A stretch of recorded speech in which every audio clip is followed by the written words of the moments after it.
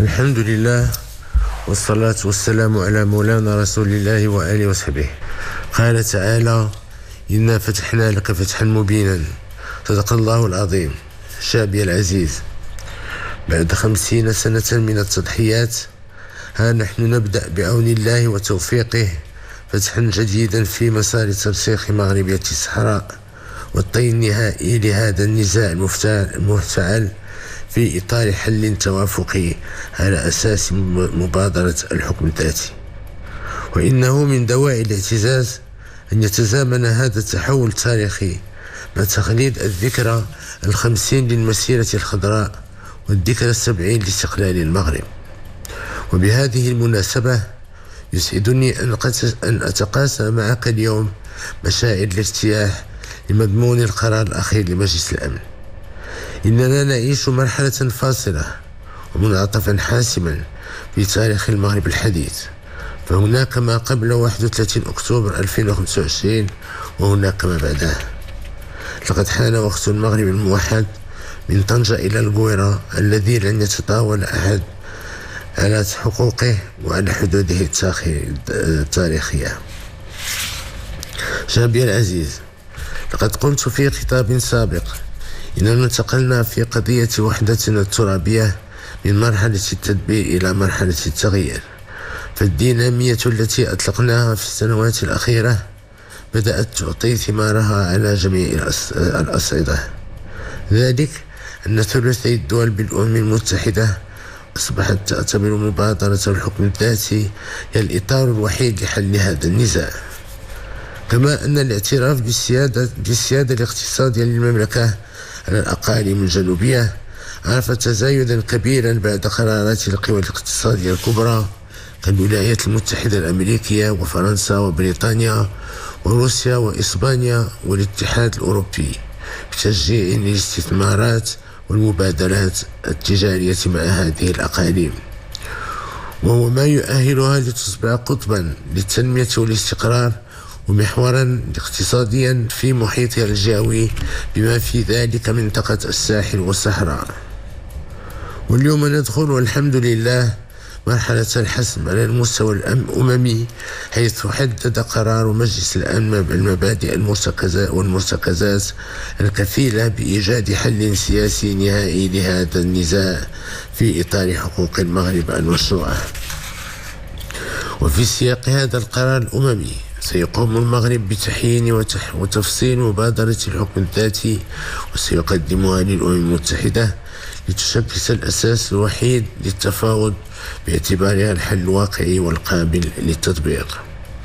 ولا يفوتنا هنا أن نتقدم بعبارة الشكر والتقدير لجميع الدول التي ساهمت في هذا التغيير بمواقفها البناءة ومساعيها الدؤوبة في سبيل نصرة الحق والشرعية. وأخص بالذكر الولايات المتحدة الأمريكية بقيادة صديقنا فخامة الرئيس دونالد ترامب، الذي مكنت جهوده من فتح الطريق للوصول إلى حل نهائي لهذا النزاع. كما نشكر أصدقائنا في بريطانيا وإسبانيا وخاصة في فرنسا على جهودهم من أجل نجاح هذا المسار السلمي.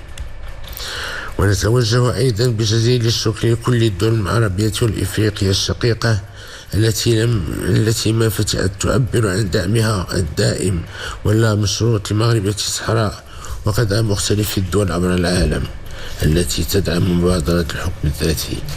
ورغم التطورات الإيجابية التي تعرفها قضية وحدتنا الترابية، يبقى المغرب حريصا على إيجاد لا غالب فيه ولا مغلوب، إيجاد حل لا غالب فيه ولا مغلوب يحفظ ماء وجه جميع الأطراف. فالمغرب لا يعتبر هذه التحولات انتصارا ولا يستغلها لتأجيج الصراع والخلافات. وفي هذا السياق نوجه نداء صادقا لإخواننا في مخيمات تندوف لاغتنام هذه الفرصة التاريخية لجمع الشمل مع أهلهم وما يتيحه الحكم الذاتي للمساهمة في تدبير شؤونهم المحلية وفي تنمية وطنهم وبناء مستقبلهم في إطار المغرب الموحد. وبصفته ملك البلاد الضامن لحقوق وحريات المواطنين.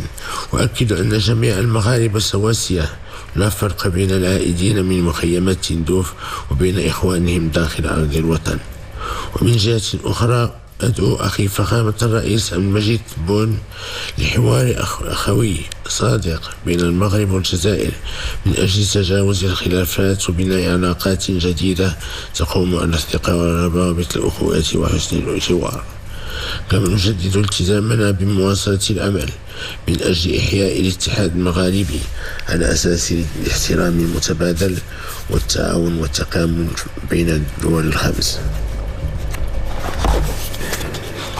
شعبي العزيز، إن ما تعرفه أقاليمنا الجنوبية من تنمية شاملة وأمن واستقرار هو بفضل تضحيات جميع المغاربة، ولا يسعنا هنا إلا أن نعبر عن اعتزازنا وتقديرنا لكل رعايانا الأوفياء، لا سيما سكان الأقاليم الجنوبية الذين أكدوا على دوام تشبثهم بمقدسات الأمة وبالوحدة الوطنية والترابية للبلاد.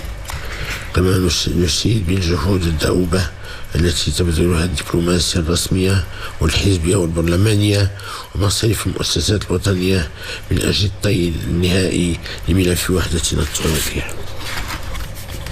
ونغتنم ذكرى المسيرة الخضراء الخالدة لنستحضر بكل إجلال وتقدير التضحيات الجسيمة التي قدمتها القوات المسلحة الملكية والقوات الأمنية بكل مكوناتها وعائلاتهم بمختلف المناطق البلاد طيلة 50 سنة الماضية في سبيل الدفاع عن وحدة الوطن والحفاظ عن أمنه واستقراره.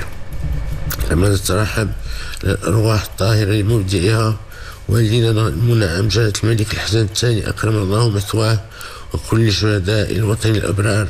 والسلام عليكم ورحمة الله تعالى وبركاته.